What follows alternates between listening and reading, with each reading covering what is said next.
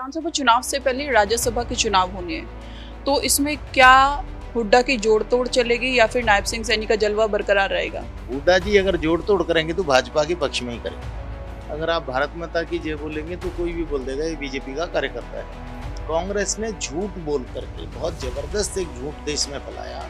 एक तो कि संविधान को बदल देंगे, गरीब व्यक्ति है, आवास नहीं है, तो उसको 1 लाख रुपए देने की घोषणा हुई है। झूठे नैरेटिव सेट किए, 8500 रुपए महिलाओं को हम प्रतिमाह देंगे। अब वो कहाँ गए 8500 रुपए? नमस्कार, न्यूज बीन देख रहे हैं आप सभी के साथ मैं हूं शालू शर्मा। जैसा कि आप सभी जानते हैं, अभी हाल ही में लोकसभा के चुनाव हुए हैं और अब बारी है विधानसभा चुनावों की। तो इसको लेकर क्या कुछ तैयारियां हैं पार्टियों की, ये जानने के लिए आज हम पहुंचे हैं हरियाणा के गुरुग्राम में। हमारे साथ में जीएल शर्मा है, जो कि बीजेपी प्रदेश उपाध्यक्ष हैं। सर, न्यूज बीन पर आपका स्वागत है। धन्यवाद। आपसे जानना चाहेंगे, अभी लोकसभा चुनाव हाल ही में खत्म हुए हैं और विधानसभा चुनाव अब इस साल के अंत में होने को हैं, तो क्या कुछ तैयारियां पार्टी की? भारतीय जनता पार्टी का कार्यकर्ता वैसे तो आज के दिन देश के यशस्वी प्रधानमंत्री नरेंद्र मोदी जी और हमारे राष्ट्रीय उपाध्यक्ष जगत प्रकाश नड्डा जी के मार्गदर्शन में हरियाणा में नायब सैनी जी जो प्रदेश अध्यक्ष भी हैं और मुख्यमंत्री जी भी हैं, संगठन के स्तर पे, पार्टी के तरफ स्तर पे और सरकार के स्तर पे पूर्ण रूप से तैयारी के साथ भारतीय जनता पार्टी मैदान में खड़ी हुई है। भारतीय जनता पार्टी संगठन आधारित पार्टी है और कार्डर बेस्ड पार्टी है। जी। अन्य पार्टियों में अगर आप देखेंगे तो वो पार्टी है leader based. Bharatiya Janata party है कार्डर बेस्ड पार्टी। जी। तो भारतीय जनता पार्टी के संगठन का कार्यकर्ता 24 घंटे सातों दिन 365 यानी वर्ष में हमेशा 24 घंटे मेंटली प्रिपेयर्ड रहता है। खास तौर से चूंकि संगठन के इतने ज्यादा काम हमारे पास होते हैं कार्यकर्ताओं के पास कि कार्यकर्ता को खाली बैठने का कोई अवसर मिलता नहीं है। राष्ट्रवादी लोग हैं, देश के विषय में सोचने वाले लोग हैं, अच्छी सोच रखने वाले, समाज में एक अलग किस्म से ही अगर आप भारत माता की जय बोलेंगे तो कोई भी बोल देगा ये बीजेपी का कार्यकर्ता है। तो राष्ट्र के प्रति समर्पण भाव को लेके भाजपा का कार्यकर्ता काम करता है।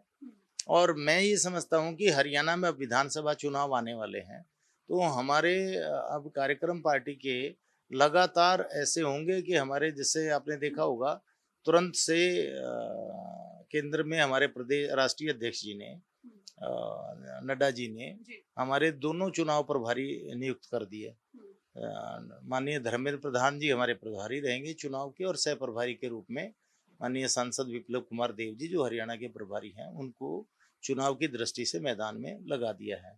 इसी प्रकार से पहले पार्लियामेंट के जब चुनाव थे तो सतीश जी पूनिया हमारे राजस्थान के पूर्व अध्यक्ष थे, और हमारे सुरेंद्र नागर जी माननीय सांसद हैं, इन लोगों की जिम्मेदारी लगी हुई थी। तो अब फील्ड में हमारा 21 जून से, कल से यानी योगा डे पे कार्यक्रम है, उसके बाद में फिर हमारा 23 जून को डॉक्टर श्यामा प्रसाद मुखर्जी का बलिदान दिवस हम मनाएंगे। 25 जून को जो इमरजेंसी लगाई गई थी उसका काला दिवस के रूप में भारतीय जनता पार्टी और देश उसको मनाता है कि प्रजातंत्र में किस प्रकार से आपके अधिकारों का हनन करके आपको जेल में ठूस दिया। इवन पत्रकारिता की भी मतलब ऊपर बैन लगा करके, और उसमें उस समय उसकी स्वतंत्रता का हनन किया था।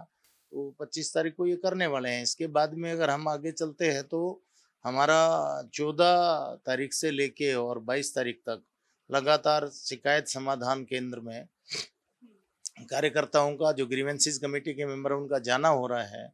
इसके बाद में एक पेड़, आज पर्यावरण दिवस है, आप समझते ही होंगे, तो एक पेड़ माँ के नाम, ऐसा भारतीय जनता पार्टी संगठन ने योजना बनाई है प्रांत स्तर पे कि पूरे हरियाणा में प्रत्येक कार्यकर्ता अपनी माता जी के नाम पे एक पेड़ लगाए, उसकी रक्षा सुरक्षा स्वयं करे और उसका पालन पोषण करके उसको वृक्ष के रूप में, वट वृक्ष के रूप में यानी त्रिवेणी भी लगा सकते हैं।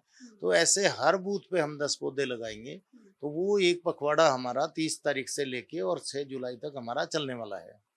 इसी प्रकार से चुनाव की दृष्टि से अगर हम बात करते हैं तो हमारे यहाँ पे पहले प्रदेश, फिर जिला, उसके बाद में मंडल, और मंडल से हमारे शक्ति केंद्र तक तो लोकसभा में वेरीफाई हो गए। अभी पन्ना प्रमुखों की कोई विषय आया था तो उसमें संगठन लगा हुआ है, और हर बूथ पे हमारा लगभग 20 से 21 कार्यकर्ता भारतीय जनता पार्टी का हर बूथ पे आज के दिन उपलब्ध है, और उसमें भी सामाजिक समरसता है। सामाजिक समरसता से अर्थ आप समझ सकते हैं कि बूथ पे जो कार्यकर्ता है उसमें युवाओं का, महिलाओं का, किसान का, अगर शहर है तो फिर व्यवसायी का, हमारे बीसी का, एससी का प्रतिनिधित्व तो शामिल है। तो भारतीय जनता पार्टी नीचे तक काडर है, और प्रदेश में जिस प्रकार से ट्रांसपेरेंसी के साथ में मेरिट के बच्चों को, युवाओं के लिए मेरिट पे नौकरी देने का जो बात चल रही है, गरीबों को 100-100 गज के प्लॉट दिए जा रहे हैं, उनके कब्जे दिए जा रहे हैं। इसी प्रकार से जो वंचित हैं, जहाँ पे भूमि नहीं है, गरीब व्यक्ति है, आवास नहीं है, तो उसको 1 लाख रुपए देने की घोषणा हुई है। अभी आप आगे देखेंगे तो बस स्टैंड पे आप अगर जाएंगे तो आप देखेंगे वहाँ लाइन लगी मिलेगी आपको। जो बीपीएल परिवार है, गरीब लोग हैं, 1 लाख से नीचे की इनकम वाले हैं, उनको 1000 किलोमीटर तक की मुफ्त में सफर देने का हैप्पी योजना के तहत माननीय मुख्यमंत्री जी ने काम किया है। रोकना चाहूंगी, कल कैबिनेट की बैठक भी हुई थी, उसमें फैसला भी मोदी सरकार की तरफ से लिया गया, तो इससे हरियाणा की जो किसान है उनको क्या कुछ फायदा होने वाला है? 100% माननीय प्रधानमंत्री जी ने एक विषय रखा था कि भी 2022-23 तक हम किसान की आय को डबल कर देंगे, और अगर उसका कंपैरेटिव चार्ट अगर लेके बैठेंगे आप मीडिया से हैं तो आप देखेंगे कि 2013-14 में 1100-1200 भाव था बाजरे का, जो आज के दिन 2024 में कल ही 2500 किया है, तो यानी डबल से भी ज्यादा हो गया। इसी तरह से गेहूं की अगर 13-14 की बात करते हैं, आज के रेट की बात करते हैं, धान की 13-14 की बात करते हैं, आज के रेट की बात करते हैं, तो बहुत सी ऐसी फसलें हैं जिनमें 2013 के जो रेट थे उससे डबल रेट आज के दिन देश के यशस्वी प्रधानमंत्री ने किसान को दिया है। और इसके अलावा अगर हम बात करते हैं किसान सम्मान निधि की, तो इससे पहले तो किसी प्रधानमंत्री ने ऐसा सोचा नहीं। पहला प्रधानमंत्री ऐसा है जिसने किसान, गरीब किसान, छोटा और सीमांत किसान के विषय में सोचा कि बेचारा वो मतलब अपने फसल में खाद, यानी 1-1.5 किले का किसान है, खाद बीज नहीं डाल सकता, तो 6000 रुपया साल का उनकी इनकम, मतलब एक किस्म से उनके डायरेक्ट खाते में बेनिफिट भेज रहे हैं, एक सहायता भेज रहे हैं। एक शुरुआत हुई है, आगे ये राशि बढ़ भी सकती है भाई, जैसे 5 साल बाद में ये राशि कुछ और हो जाएगी, इससे आगे कुछ और हो जाएगी, लेकिन एक अच्छी शुरुआत किसानों के लिए हुई है। तो भारतीय जनता पार्टी संगठन के रूप में, सरकार के रूप में, मान सम्मान, देश के मान सम्मान की बात करें, महिलाओं के मान सम्मान की बात करें, युवाओं के सशक्तिकरण की बात करें, तो आपने देखा होगा कि प्रधानमंत्री विश्वकर्मा योजना के तहत जितना भी टेक्निकल जो युवा है उसको लोन दे करके उसको अपने पैरों पे खड़ा करने का काम, तो ऐसी बहुत सी महिलाओं के लिए आपको पता ही होगा, पहले शौचालय के विषय में सोचा, फिर घर के विषय में सोचा, उसके बाद में घर में नल से जल देने के विषय में सोचा। इसके बाद में अगर आप देखेंगे तो राजनीतिक क्षेत्र में भी महिलाओं का दबदबा बढ़े। सैनिकों में पहली बार आप फौज में देख रहे होंगे कि हमारी बहन बेटियां रक्षा सुरक्षा की दृष्टि से बॉर्डर पे जाके भी अब फाइट करने को तैयार हैं। तो इस तरह से मातृशक्ति का किस प्रकार से मान सम्मान बढ़े, तो नारी शक्ति वंदन विधेयक लाए थे। राजनीतिक क्षेत्र में भी भाई जैसे पुरुष है, जैसे महिलाएं हैं और वो अपने आप को प्रूव करती हैं, तो उनको बराबरी का अधिकार देने के लिए मोदी जी ने जो काम किए हैं, केंद्र ने और प्रदेश सरकार ने हमारी ने, तो बहुत अच्छा काम किया है। हरियाणा में कांग्रेस ने झूठ बोल करके बहुत जबरदस्त एक झूठ देश में फैलाया, एक तो कि संविधान को बदल देंगे, जबकि बार बार प्रधानमंत्री कहते रहे कि बाबा भीमराव अंबेडकर भी अगर वापसी आते हैं तो भी संविधान को नहीं बदला जा सकता। संविधान तो बदलने का काम या संविधान में संशोधन का काम तो तत्कालीन प्रधानमंत्री स्वर्गीय श्रीमती इंदिरा गांधी ने किया था, कि उनमें इसमें सेकुलर शब्द जोड़ा, मतलब जो मूल भावना थी संविधान की वही बदल दी थी।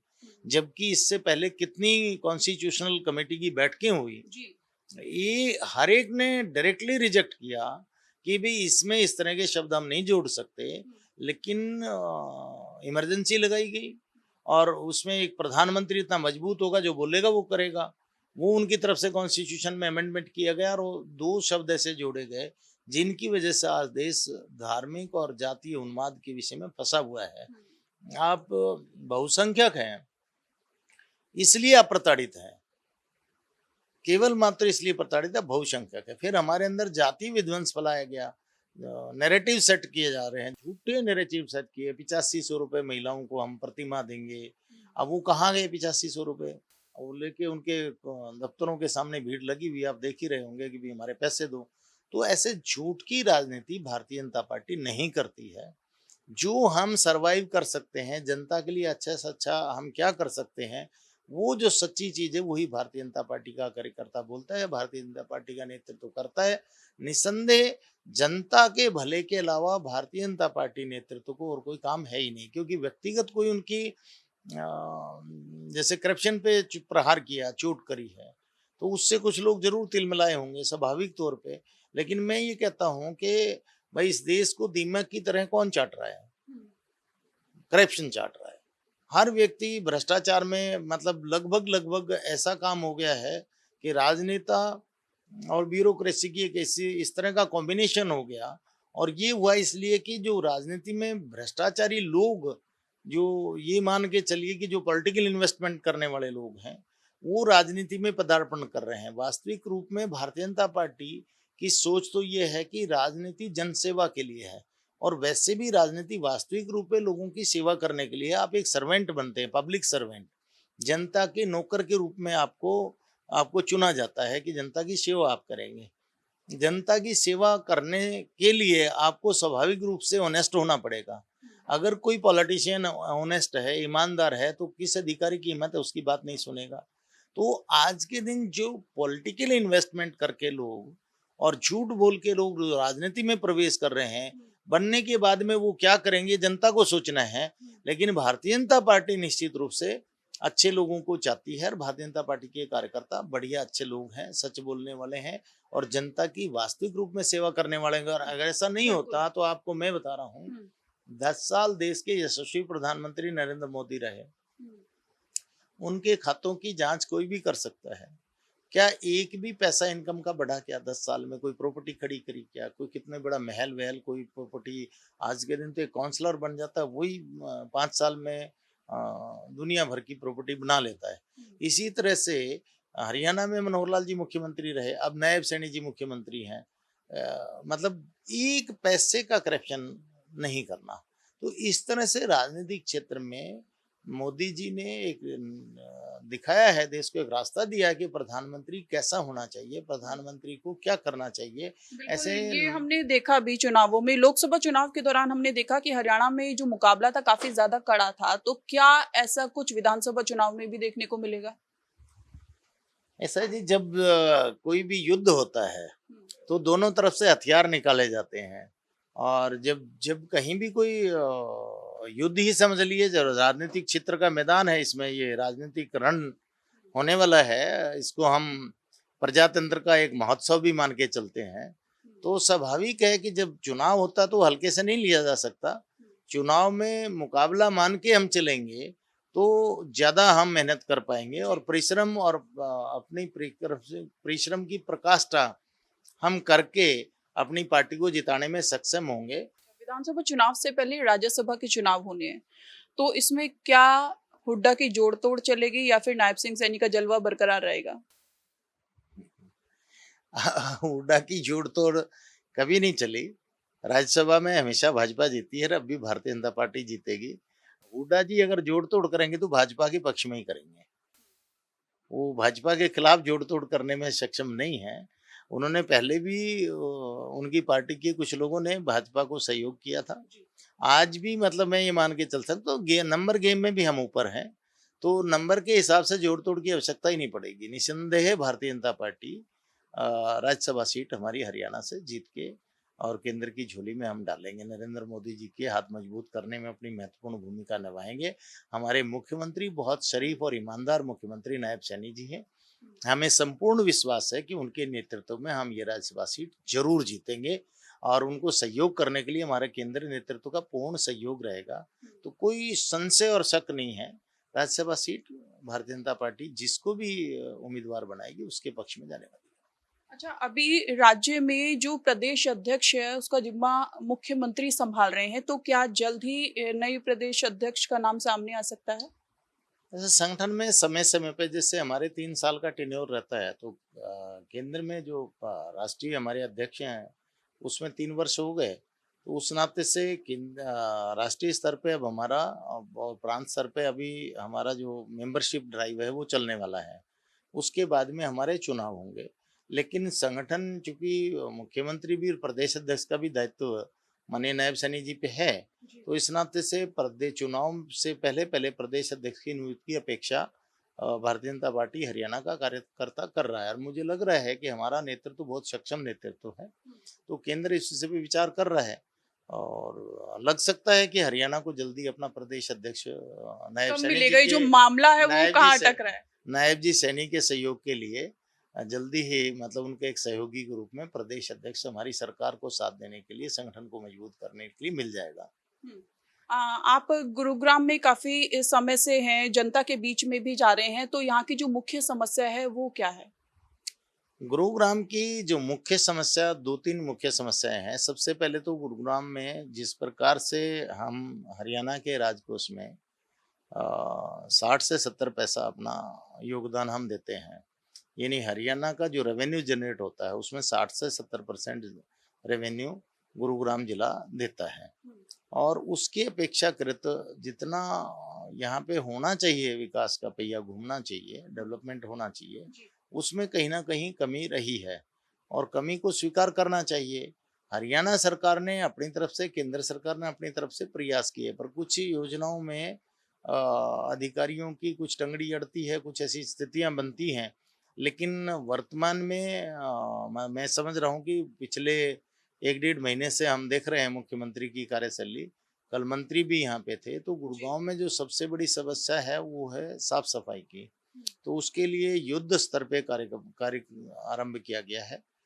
मैं समझता हूँ कि हमारे जो एसीएस हैं लोकल बॉडीज के, विकास गुप्ता जी, इससे पहले मुख्य सचिव हमारे टीवीएसएन प्रसाद जी, और इसके बाद में लोकल बॉडीज के सभी अधिकारियों ने दौरे किए हैं। और कल तो हद ही हो गई, कल तो मतलब हरियाणा के निकाय मंत्री श्री सुभाष सुधा जी वो आए, और पूरा उन्होंने गुड़गांव का एक एक स्पॉट का जहाँ कूड़ा था उनका निरीक्षण किया है। और एक तो उसमें अधिकारी को, एसडीओ को सस्पेंड कर दिया गया। अच्छा, आपने ये साफ सफाई वाला जिक्र किया। दूसरी चीज मैं यहाँ पर ये कहना चाहूंगी, मैं गुरुग्राम में लोगों के बीच में गई थी और जो लोग हैं वो ये बता रहे थे यहाँ पर बिजली की जो समस्या है वो काफी ज्यादा रहती है। देखिए, बिजली पानी दोनों जुड़ा हुआ मुद्दा है, साफ सफाई से जुड़ा मुद्दा शिविर का भी है। तो गुड़गांव में जो क्या, पूरे शहर कहीं भी हो, हर जगह ये 4 चीज आपको समस्याएं मिलेंगी: सड़क, शिविर, बिजली, पानी। क्योंकि अब जब साफ सफाई में गड़बड़ है तो शिविर वाले में भी कहीं ना कहीं दिक्कतें हैं, साफ सफाई के टेंडर छूटते ही हैं। तो और ये जो बिजली की समस्या है, बिजली की हरियाणा में कोई कमी नहीं है, लेकिन हमारी लोड की क्षमता से ज्यादा बिजली की खपत करने के कारण से हम ये कष्ट भुगत रहे हैं। चलिए चुनावों पर आते हैं फिर से। देखिए, ईवीएम को लेकर लगातार विपक्ष हमलावर है। राहुल गांधी लगातार निशाना साध रहे हैं कि ईवीएम से छेड़छाड़ हुई है। इसको लेकर आप क्या कहेंगे? अब की बार तो मुझे ऐसा कहीं से कांग्रेसी का कोई, मेरे को तो पता नहीं चला किसी ने ईवीएम की बात करी हो। पीछे तो जरूर ईवीएम के लिए चलाते थे, वर्तमान में तो मुझे लग रहा है कि वो संतुष्ट है कि ईवीएम से है। तो आज के दिन तो ये स्थिति है कि उनकी सीट 99 आई है। एक वो बच्चा जो फेल होता था उसने 33 नंबर ले लिए, तो उससे बड़ा खुश हो रहा है। और एक बच्चा जो टॉप करता था, गोल्ड मेडल लेता था, वो अब की बार क्या बोलते हैं, फर्स्ट क्लास फर्स्ट पास हो गया। तो वो तो इतने में ही खुश हो रहा है, राहुल गांधी जी इतने में ही खुश हो रहे हैं कि मेरी सीट 99 आ गई। 100 का आंकड़ा पार नहीं कर पाए, हम 40 से 99 में पहुंच गए। और इस बात से खुश है कि भारतीय जनता पार्टी 241 पे रह गई। लेकिन उसको ये नहीं पता कि नंबर गेम में आप सारे मिलके भी 241 पे नहीं पहुंच पा रहे। तो इंडी गठबंधन के 26-27 दल हैं, उनको सबको अगर उनका नंबर जोड़ लेते हैं तो आप बीजेपी अकेले के बराबर नहीं पहुंच रहे। तो इसलिए वो बहुत ज्यादा खुश होने की जरूरत नहीं है। मशीन जहां तक है, ये पूरे सुप्रीम कोर्ट ने बाकायदा मशीन को टेस्ट किया है, सुप्रीम कोर्ट का निर्णय आया है, मशीन से कोई व्यक्ति छेड़छाड़ कर ही नहीं सकता। और अब की बार तो मैं ये समझता हूँ कि दोनों साइड से पार्टी के कार्यकर्ता जो थे, उन लोगों ने एक एक मशीन का नंबर भी नोट किया है, और जिस वक्त पोलिंग हुई है, बंद हुई है, तो नंबर नोट किया है, और जब वो काउंटिंग के लिए गए हैं तो उन्होंने बाकायदा उसका मिलान किया है। इसलिए ये संभव नहीं है। पर राहुल गांधी जी को क्या लगता है वो तो भगवान मालिक है, उनके विषय में तो क्या कह सकते हैं। उनको बहुत कुछ चीजें ऐसी लगती हैं जो नहीं होनी चाहिए। भारतीय जनता पार्टी को बहुत सी कुछ चीजें ऐसी लगती हैं जो देश के लिए हमको करनी ही चाहिए, जिनका ये लोग विरोध करते हैं।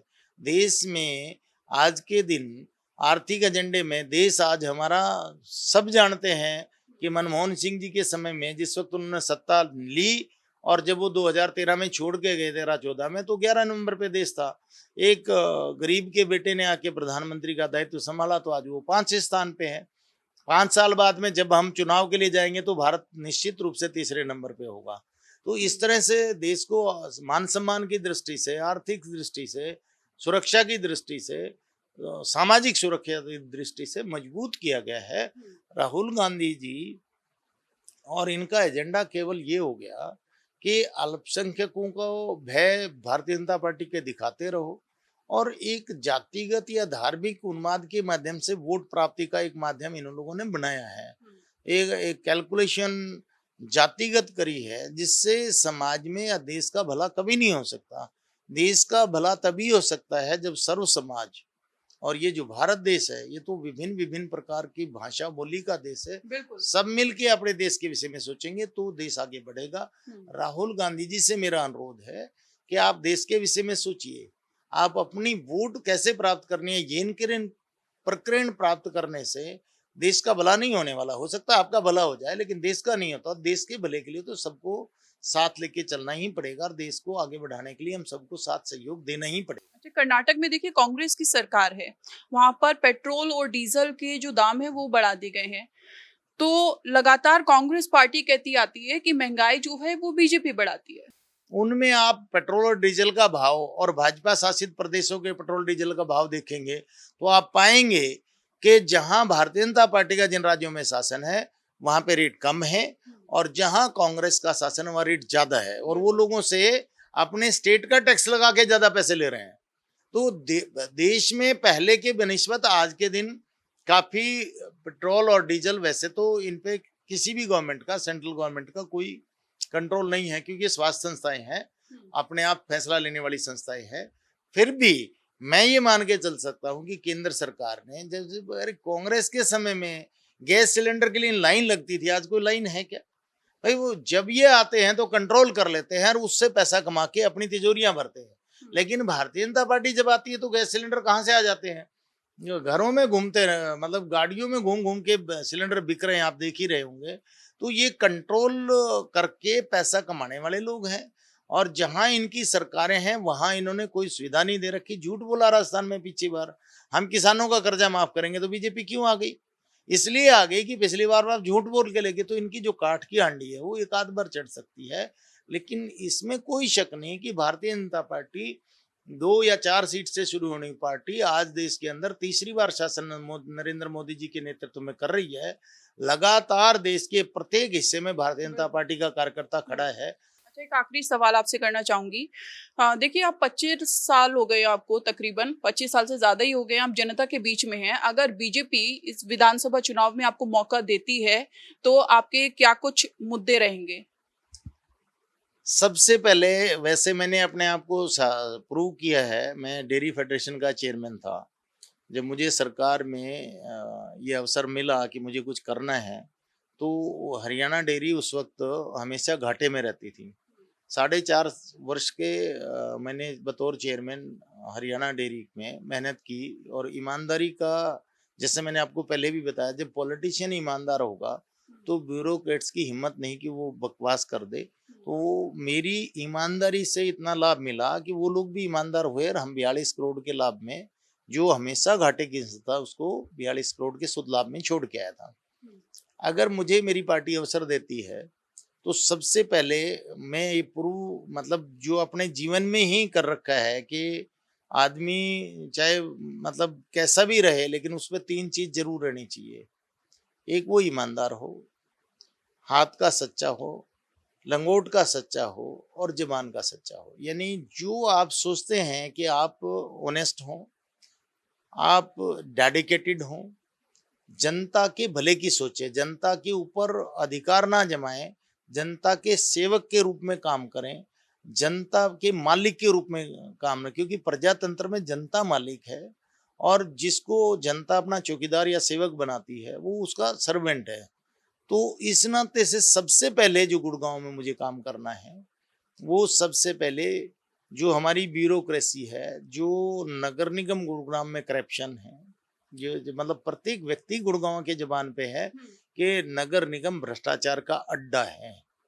तो इस भ्रष्टाचार के अड्डे का शुद्धिकरण जीएल शर्मा करेगा, अगर मेरी पार्टी मुझे अवसर देती है तो। दूसरा है कि जनता के भले के लिए गुड़गांव में एक तो जो ड्रेनेज सिस्टम है बहुत बेकार है, बारिश के समय का साफ सफाई का विषय है, ये सारे मुद्दे सोल्व होंगे। एक बड़ी हॉस्पिटल जो हमारी सरकार ने पहले 200 बेड का हम सोच रहे थे, फिर 500 700 बेड का हो गया, सीपीडब्ल्यूडी को टेंडर दे दिया। मैं अपेक्षा करता हूं कि शायद चुनाव से पहले उसका शिलान्यास हो जाए। तो उस हॉस्पिटल को परिपूर्ण कराना, गुड़गांव का जो बस अड्डा है उसकी हालत खराब है, वो कहीं और शिफ्ट करके वहां पे कुछ अच्छे संस्थान लाना।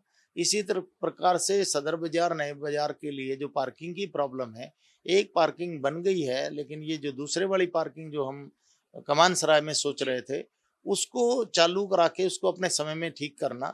जितने पार्क हैं उनमें स्ट्रीट लाइट हो, उनका मतलब सौंदर्यीकरण हो, ये विचार है कि और पेड़ ज्यादा से ज्यादा लग के पर्यावरण की दृष्टि से गुड़गांव आज के दिन पैसा लोगों पे बहुत है, सब कुछ है, लेकिन सांस लेने को बड़ी दिक्कत है। तो उसमें क्या हम अच्छा कर सकते हैं, ये सब प्रायोरिटी पे रहने वाला है। बिजली, पानी, सड़क, शिविर और कुछ है ना, हमारी अनअप्रूव्ड कॉलोनी है, बहुत सी हमारी सरकार ने अप्रूव्ड कॉलोनी कर दी है।